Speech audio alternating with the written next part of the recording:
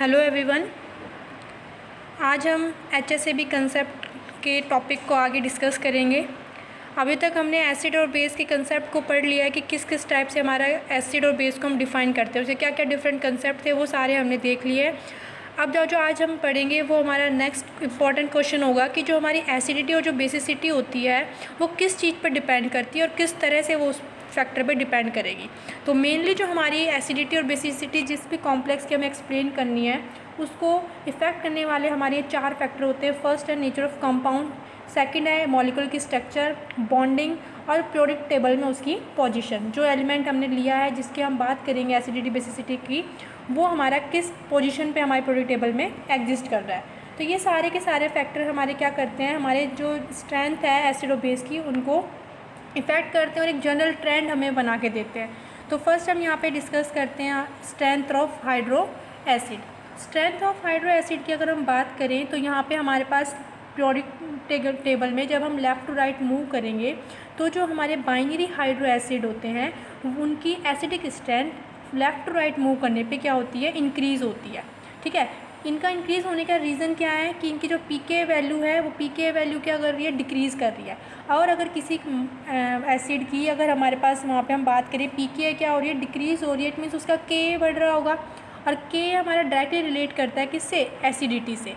ठीक है, अगर जितनी ज़्यादा उसकी पीके होगी वो उतना कम एसिडिक होगा, जिसकी जितनी कम पीके वैल्यू होगी वो उतना ज़्यादा एसिडिक होगा। तो ये तो हमारा जनरली एक्सपेरिमेंटल वैल्यू के बेसिस पे कि हमें उसकी पीके वैल्यू पता होनी चाहिए कि किसकी कितनी है, उसके बेसिस पे हम इसको डिफ्रेंशिएट कर सकते हैं।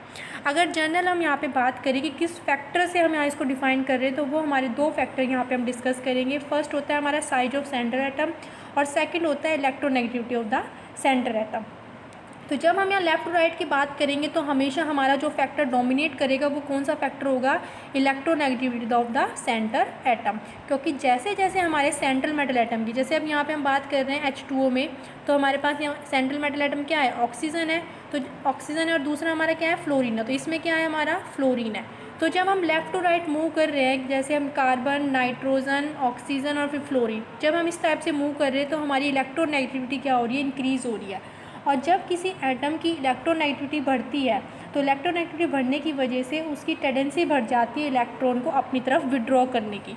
तो ये कार्बन से, नाइट्रोजन से, हाइड्रोजन से क्या करता है, अपनी तरफ इलेक्ट्रॉन को क्या कर लेता है, स्ट्रांगली विड्रॉ करता है, जिसकी वजह से जो हमारा H पॉजिटिव है वो क्या कर जाता है, वहाँ से रिमूव हो जाता है। और जो जितना जल्दी H पॉजिटिव डोनेट करेगा वो उतना ज़्यादा क्या होगा, एसिडिक नेचर शो करेगा। तो यही हमारे पास बेसिक यहाँ पे होता है हमारा, जिसकी एसिडिटी का इंक्रीज़ होने का रीज़न कि जब भी हम लेफ़्ट टू राइट जाते हैं तो जो हाइड्रोजन को रिलीज़ करने की जो टेंडेंसी है वो हमारी क्या हो जाती है, इंक्रीज़ हो जाती है due to increase the electronegativity of the centre atom. Central atom की जो इलेक्ट्रोनेगेटिविटी बढ़ रही है उससे क्या चीज़ में चेंज आ रहा है, उसमें जो चेंज आया है वो किस में आया, उसके आयनिक करेक्टर में, कि जितना ज़्यादा इलेक्ट्रोनेगेटिविटी होगी उस मॉलिक्यूल के अंदर उतना ही ज़्यादा आयनिक करेक्टर होगा। मतलब कि जो उसके चार्ज का सेपरेशन है बहुत अच्छे से परफेक्ट तरीके से हो रखा होगा। और अगर उसका चार्ज का सेपरेशन अच्छे से हो रखा है तो H पॉजिटिव आपका अलग मिलेगा, हमें F नेगेटिव अलग मिलेगा। केवल इनके बीच में क्या होगी, इलेक्ट्रोस्टैटिक फोर्स ऑफ अट्रैक्शन होगी। ठीक है, तो थोड़ा सा ही उनको अगर हम क्या करते हैं, एनर्जी देते हैं तो वो जल्दी से अपना H पॉजिटिव को क्या कर देते हैं, रिलीज़ कर देते हैं और अपना एसिडिक नेचर को शो कर देते हैं। तो ये हमने बात करी क्या, लेफ़्ट टू राइट मूव करने पे। जब हम लेफ़्ट टू राइट मूव कर रहे हैं तो हमारा एसिडिक स्ट्रेंथ इंक्रीज़ होती है due to increase the electronegativity of the centre atom. ठीक है, अब यही चीज़ अगर हम कहाँ देखते हैं, टॉप डाउन द देखते हैं, ग्रुप में जब हम बात करेंगे डाउन द ग्रुप, जब हम यहाँ पे आएंगे तब हम यहाँ क्या देखते हैं कि तब भी हमारे जो एसिडिक स्ट्रेंथ होता है वो क्या हो रहा है, इंक्रीज़ हो रहा है। ठीक है, एसिडिक स्ट्रेंथ क्या हो रहा है, इंक्रीज़ हो रहा है। लेकिन अब अगर हम बात करें इलेक्ट्रोनेगेटिविटी की तो वो तो क्या हो रही है, डिक्रीज़ हो रही है। तो यहाँ जो डोमिनेट फैक्टर आएगा वो हमारा कौन सा आएगा, size of central metal atom. कि जो हमारा डाउन द ग्रुप आते आते जो हमारा सेंट्रल मेटल एटम है उसका साइज़ क्या होता जाता है, बड़ा होता जाता है। साइज जो इंक्रीज़ हो रहा है उसकी वजह से जो हमारे पास इलेक्ट्रोनेगेटिविटी का जो ऑर्डर था उससे जो एक्सपेक्टेड हमने किया था उससे थोड़ा सा रिवर्स ऑर्डर हमारे यहाँ देखने को मिलता है। इलेक्ट्रोनेगेटिविटी के बेस पे तो डिक्रीज़ होनी चाहिए थी एसिडिटी, बट फिर भी हमारी क्या हो रही है, यहाँ पे जो एसिडिटी है वो इंक्रीज़ हो रही है। तो यहाँ जो डोमिनेटिंग फैक्टर आएगा वो हमारा किसका आएगा, साइज का आएगा। कि साइज के बढ़ने के साथ साथ हमारे पास क्या हो जाता है, मॉलिक्यूल का जो H पॉजिटिव को रिलीज़ करने की जो टेंडेंसी है वो क्या हो जाती है, बढ़ जाती है। और हमारे पास जो हमारा ट्रेंड है वो डाउन द ग्रुप भी क्या हो जाता है, इंक्रीज़ हो जाता है। तो दोनों ही केस में दोनों ही फैक्टर हमारे इंपॉर्टेंट है, बट जो डोमिनेट होता है उसको हम यहाँ पे कंसिडर करके चलते हैं। तो जब हम लेफ़्ट टू राइट जाते हैं तो हमारे इलेक्ट्रोनेगेटिविटी के बेस पे एसिडिक स्ट्रेंथ बढ़ेगी, और जब हम डाउन द ग्रुप आएंगे तो हमारी साइज के बेसिस पे हमारी जो एसिडिक करेक्टर है वो इंक्रीज़ होगा। ठीक है, तो हम यहाँ पे जो न्यूमेरिकल वैल्यू है उससे भी इसको डिफाइन कर सकते हैं कि यहाँ पे जब हमने देखा तो जो इलेक्ट्रोनेगेटिविटी है वो बिल्कुल माइनर सा चेंज आ रहा है, 4, 3, 2.8, 2.5, लेकिन जो हमारा साइज में डिफरेंस हम देखें तो बहुत ज़्यादा डिफरेंस हो रहा है।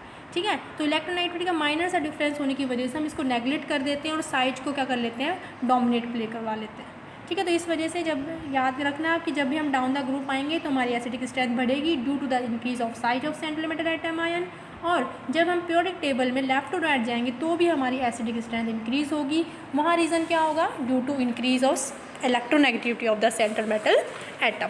ठीक है, अब देखो जो हमारे पास एसिडिक स्ट्रेंथ को हम एक्सप्लेन कर रहे हैं, इसको हम एक दूसरे फैक्टर पे भी एक्सप्लेन कर सकते हैं। वो हमारा दूसरा फैक्टर कौन सा हो सकता है, बोन फजान हैबर साइकिल। ये जो हमारी बोन फजान हैबर साइकिल है ये भी हमें क्या करती है, एसिडिक स्ट्रेंथ को बताने में हेल्प करती है। किसके बेसिस पे ये अपने एक्सप्लेन होती है, यहाँ पे ये हमारी एनर्जीज़ जो इंक्लूड हुई है जब भी हम ये रिएक्शन कर रहे हैं, जब ये रिएक्टेंट से जब प्रोडक्ट में कन्वर्ट हो रहे हैं तो हमारा क्या मिल रहा है, हमें H पॉजिटिव मिल रहा है, और हमें पता है कि जो जितना ज़्यादा H पॉजिटिव डोनेट करता है एक्वस मीडियम में वो उतना ही ज़्यादा एसिडिक होता है। इट मीन्स अगर हमारी रिएक्शन फॉरवर्ड डायरेक्शन में ज़्यादा मूव करेगी तो वो रिएक्शन हमारी कैसी होगी, फेवरेबल कंडीशन में होगी। तो यहाँ पे हम जो फेवरेबल कंडीशन देखेंगे वो हमारी किस पे डिपेंड करती है, इनमें यूज़ हुई एनर्जी कि कौन कौन सी एनर्जी हमने यहाँ पे यूज़ करी है। तो फर्स्ट हम यहाँ पे स्टेप वाइज अगर रिएक्शन देखें तो क्या क्या यहाँ पे रिएक्शन हुई होगी इस रिएक्टेंट को प्रोडक्ट में कन्वर्ट होने के लिए। तो फर्स्ट रिएक्शन होती है हमारी डिहाइड्रेशन रिएक्शन। डिहाइड्रेशन रिएक्शन मतलब कि जो हमारा एक्वस सॉल्यूशन था उसमें से हम वाटर को क्या करेंगे, बाहर करेंगे। जैसे ही वाटर बाहर चला जाएगा तो जो हमारा रिएक्टेंट था वो गैसेज स्टेट में कन्वर्ट हो जाएगा। अब जो हमारा मॉलिक्यूल गैसेज स्टेट में कन्वर्ट हो चुका है उसको हम क्या करेंगे, डिसोशिएट करेंगे, क्योंकि हमारा HX है एक कंपाउंड की फॉर्मेशन कर रहा है। अब ये हमारे डिफरेंट एटम में कंट्रीब्यूट हो जाएगा, तो Hg गैस बन जाएगा और Hg गैस बन जाएगा। तो इस टाइम पे जो एनर्जी का यूज़ किया जाएगा वो कौन सी एनर्जी होगी, यहाँ पे डिसोशिएशन एनर्जी। अब नेक्स्ट स्टेप में जो हमने हमारा एटम लिया है, जो हमारा गैसेज एटम है, उसमें से हम क्या करेंगे, इलेक्ट्रॉन को रिमूव करवाएंगे।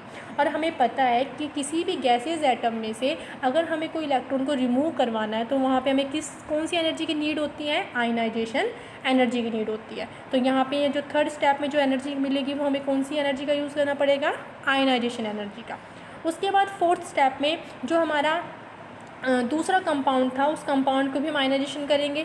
ठीक है, अब देखो ये हमारा क्या था, H से H पॉजिटिव में गया, इसने इलेक्ट्रॉन डोनेट किया है, तो जिसने डोनेट किया है उसको एक्सेप्ट करने वाला भी हमारे पास उसी सैंपल में होना चाहिए। तो यहाँ पे जो X जो हमारा गैसेज मॉलिक्यूल है वो क्या करेगा, जो इलेक्ट्रॉन यहाँ पे निकाला गया था एक इलेक्ट्रॉन, उस एक इलेक्ट्रॉन को ये क्या कर लेगा, एक्सेप्ट कर लेगा। और जब भी कोई गैसेज एटम अपने अंदर एक इलेक्ट्रॉन को एक्सेप्ट करता है तो उस टाइम पे जो एनर्जी रिलीज़ होती है वो हमारी क्या कहलाती है, इलेक्ट्रॉन अफिनिटी कहलाती है। ठीक है, अब लास्ट स्टेप क्या है कि हमारे पास आयन्स बन चुके हैं, H पॉजिटिव का आयन भी बन चुका है और X नेगेटिव भी आयन बन चुका है। अब हम इन दोनों को क्या करेंगे, फिर से जॉइन करेंगे, इनको फिर से हाइड्रेट करेंगे। तो जब इन गैसेज एटम को हम फिर से हाइड्रेट करेंगे तो हमें कौन सी एनर्जी देनी पड़ेगी, हमें देनी पड़ेगी हाइड्रेशन एनर्जी। ठीक है, तो जो टोटल एनर्जी हम यहाँ पे देखें, जो टोटल एनर्जी का जो सम अगर हम यहाँ देखेंगे तो टोटल एनर्जी हमारे पास यहाँ क्या मिलेगी, नेगेटिव वैल्यू में मिलेगी। तो जितनी ज़्यादा हमारी डेल्टा H की वैल्यू मीन्स जो टोटल एनर्जी का जो चेंज आया है वो जितना ज़्यादा नेगेटिव होगा उतना ही ज़्यादा फिजिबल होगी हमारी रिएक्शन फॉरवर्ड डायरेक्शन में मूव करने में। और जितना ज़्यादा वो फॉरवर्ड डायरेक्शन में मूव करेगा उतना ही ज़्यादा क्या करेगा, वो H पॉजिटिव को रिलीज़ करेगा।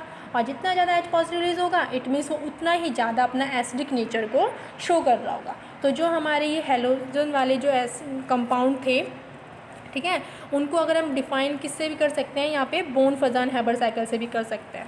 इससे हमें क्या पता चलता है कि जब हमारे पास हमारी जो रिएक्शन है उसमें जो जो एनर्जी का हमने यूज़ किया है, डिफरेंट टाइप की एनर्जी का, अगर वो जितनी ज़्यादा नेगेटिव वैल्यू देगा वो उतनी ज़्यादा हमारी रिएक्शन फिजिबल हो जाएगी, मीन्स वो जितना ही जल्दी क्या हो जाएगी, आयनाइज हो जाएगी। ठीक है, तो यहाँ जो ऑर्डर आता है एसिडिक स्ट्रेंथ का वो क्या आ जाएगा, HBr का सबसे ज़्यादा, फिर HI, HCl और देन HF। ये हमारे पास क्या हो जाएगा, एसिडिक का ऑर्डर हो जाएगा।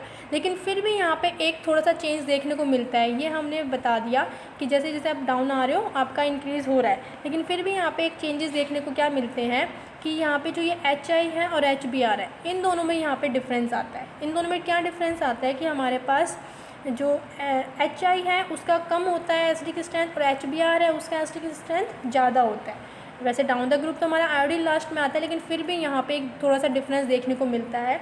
वो डिफरेंस हमारा यहाँ पे जो आता है वो डिफरेंस किसकी वजह से आता है? एंट्रोपी चेंज की वजह से आता है। ठीक है, यहाँ पे आयनाइजेशन के टाइम क्या होती है हमारे इस मॉलिक्यूल में, जो इसमें एक एंट्रोपी चेंजेस और दिखाई देता है, जिसकी वजह से ये थोड़ा सा क्या आ जाती है, यहाँ पे डिस्टर्बेंस आ जाती है। ठीक है, इसलिए हमारा जो HI है उसका एसिडिक स्ट्रेंथ थोड़ा कम हो जाता है और HBr का थोड़ा सा ज़्यादा हो जाता है। ओके, अब उसके बाद हमारे पास जो सेकंड पॉइंट आएगा, नेक्स्ट पॉइंट की अगर हम बात करें तो वो हो जाएगी स्ट्रेंथ ऑफ कंजुगेट बेस। कि अब हम क्या बता सकते हैं, जो हम एसिडिटी और बेसिसिटी को एक्सप्लेन कर रहे हैं उसको हम दूसरे फैक्टर से एक्सप्लेन कर सकते हैं। कौन सा? कंजुगेट बेस के बेसिस पे, कि जो हमारे पास आयनाइज होने के बाद जो हमारा जैसे कोई भी मॉलिक्यूल है HF की अगर हम बात करते हैं, HF आयनाइज होने के बाद क्या कर देगा? H पॉजिटिव रिलीज़ कर देगा और F नेगेटिव बना लेगा। तो क्या होता है कि जब भी हमारे पास कोई मॉलिक्यूल आयनाइज होता है तो एक उसमें एक एसिडिक पार्ट होता है और दूसरा हमारा उसका कॉन्जुगेट बेस होता है। तो उस कॉन्जुगेट बेस की स्टेबिलिटी को भी हम चेक कर सकते हैं कि जितना ज़्यादा हमारा अच्छा बेस बन रहा होगा, जो कॉन्जुगेट बेस बन रहा होगा वो जितना ज़्यादा स्टेबल होगा आयनाइज होने के बाद, उतना ही हमारा वो एसिडिक स्ट्रेंथ हमारी अपने कंपाउंड को बताएगा। जैसे कि हम बात करें यहाँ पे कि फ्लोरीन, क्लोरीन, ब्रोमीन, आयोडीन, ठीक है, ये सभी हमारे पास हैं। हमारे पास HF आयनाइज होगा तो HF हमारा आयनाइज होगा तो F नेगेटिव देगा। ठीक है, HCl आयनाइज होगा तो Cl नेगेटिव देगा, ऐसे Br नेगेटिव और आयन नेगेटिव। तो यहाँ हमें क्या देखने को मिल रहा है कि जैसे जैसे हमारे पास फ्लोरीन, क्लोरीन, ब्रोमीन, आयोडीन पे हम जा रहे हैं तो हमारा साइज क्या होता जा रहा है? बढ़ता जा रहा है। जो आयन का जो साइज है वो हमारा क्या होता जा रहा है? बढ़ता जा रहा है। आयोडीन का सबसे ज़्यादा, उससे कम ब्रोमीन का, उससे कम क्लोरीन का और उससे कम फ्लोरीन का। तो इनके ऊपर अगर हम चार्ज डेंसिटी की बात करें तो जो साइज बढ़ने की वजह से जो इनके ऊपर इलेक्ट्रॉन डेंसिटी है वो क्या हो जाती है? डिक्रीज़ हो जाती है। इलेक्ट्रॉन डेंसिटी देखो आप समझ सकते हो कैसे, कि एक छोटा मॉलिक्यूल है उसके ऊपर 2 नेगेटिव चार्ज है। ठीक है, एक वही बड़ा मॉलिक्यूल है उसके ऊपर 2 चार्ज है, तो इसके ऊपर वो 2 चार्ज हमें बहुत अच्छे से दिखाई देंगे और उनकी पावर भी ज़्यादा होगी। लेकिन वही इस बड़े मॉलिक्यूल पर अगर 2 चार्ज रखे हुए हैं तो वो अपनी इतना अच्छा पावर नहीं दिखा पाएंगे, क्योंकि वो डिस्ट्रीब्यूट हो चुके हैं पूरे एरिया के ऊपर। ठीक है, इसलिए साइज बढ़ने की वजह से हमारी इलेक्ट्रॉन डेंसिटी क्या हो जाती है? डिक्रीज़ हो जाती है। और इलेक्ट्रॉन डेंसिटी अगर डिक्रीज़ हो गई तो हम यहाँ बेस की बात कर रहे हैं, और बेस कैसा होता है? जो कि अपने पास इलेक्ट्रॉन डेंसिटी को डोनेट करने की कैपेबिलिटी रखता हो। अगर उसके पास इलेक्ट्रॉन डेंसिटी है ही नहीं तो वो डोनेट कहाँ से करेगा? तो हमारी बेस क्या हो जाएगा? डिक्रीज़ हो जाएगा। तो अगर वो बेस डिक्रीज़ हो रहा है इट मीन्स उसकी क्या बढ़ रही होगी? उसकी एसिडिक स्ट्रेंथ बढ़ रही होगी। समझ में आया? अब इसी कंसेप्ट को हम बॉन्ड डिसोसिएशन एनर्जी से भी जोड़ सकते हैं। कैसे जोड़ेंगे? जैसे हमने बताया कि भी डाउन द ग्रुप आते हैं तो हमारा एसिडिक स्ट्रेंथ बढ़ता है। कैसे बताएंगे इसको? कि जो हमारे पास बॉन्ड डिसोसिएशन एनर्जी है वो क्या हो रही है? डिक्रीज़ हो रही है। मतलब कि बॉन्ड को तोड़ने के लिए हमें इतनी ज़्यादा एनर्जी नहीं देनी पड़ रही। अब बॉन्ड आसानी से टूट रहा है, और अगर बॉन्ड आसानी से टूट रहा है तो वो क्या करेगा? तोड़ने के बाद H पॉजिटिव बनाएगा, और जितना ज़्यादा H पॉजिटिव बनाएगा उतना ही ज़्यादा उसकी क्या हो जाएगी? एसिडिक स्ट्रेंथ हो जाएगी। ठीक है, तो ये हमारा कंसेप्ट था यहाँ पे, जो हमारा स्ट्रेंथ ऑफ हाइड्रो एसिड को एक्सप्लेन कर रहा था। डिफरेंट पॉइंट लेके हमने यहाँ पे इसको क्या करा है? एक्सप्लेन करा है। अगर यहाँ पे आप समअप करें तो समअप करके यही एक बात निकलती है हमारी कि लेफ्ट टू राइट जब हम पीरियड में मूव करेंगे तो हमारी एसिडिक स्ट्रेंथ बढ़ेगी। रीज़न एक्सप्लेन क्या करोगे? कि वहाँ पर हमारा क्या हो रहा है? साइज जो हो रहा है हमारे पास वो डोमिनेट फैक्टर नहीं है, वहाँ पे डोमिनेट फैक्टर हमारा इलेक्ट्रोनेगेटिविटी आ जाता है मेटल आयन की। और जब हम डाउन द ग्रुप आते हैं तो भी हमारी एसिडिक स्ट्रेंथ क्या होती है? इंक्रीज़ होती है। वहाँ जो डोमिनेटिंग फैक्टर आ जाता है वो हमारा साइज आ जाता है। फिर सेकंड हमने बॉन्ड फजान हाइबर साइकिल से समझाया कि जितना ज़्यादा हमारे पास डेल्टा H में मीन्स हमारी जो एनर्जीज़ में चेंज जितना ज़्यादा नेगेटिव वैल्यू में आएगा उतनी ज़्यादा हमारी फिजिबल रिएक्शन होगी और हमारी रिएक्शन फॉरवर्ड डायरेक्शन में मूव करेगी। फॉरवर्ड डायरेक्शन में मूव करने का मतलब है कि वहाँ पे H पॉजिटिव ज़्यादा डोनेट करना। ठीक है, ये हमारी क्लियर थी। फिर हमने कॉन्जुगेट बेस लिया। कॉन्जुगेट बेस में हमने यही चीज़ें बताई कि जितना बड़ा साइज होगा उसके ऊपर चार्ज डेंसिटी क्या हो जाएगी? उतनी कम हो जाएगी। और अगर चार्ज डेंसिटी कम हो रखी है मीन्स वो बेसिक स्ट्रेंथ उसकी कम हो रखी है, और अगर बेसिक कम है तो बढ़ेगा क्या? उसका रिवर्स, उसकी एसिडिक स्ट्रेंथ बढ़ जाएगी। तो ये सारे हमारे पॉइंट थे जो कि एक्सप्लेन कर रहे थे हमें यहाँ पे एसिड और बेसिक स्ट्रेंथ को। अब जो नेक्स्ट हमारे जो स्ट्रेंथ हम देखेंगे ऑक्सो एसिड की देखेंगे वो हम देखते हैं नेक्स्ट क्लास में। ओके।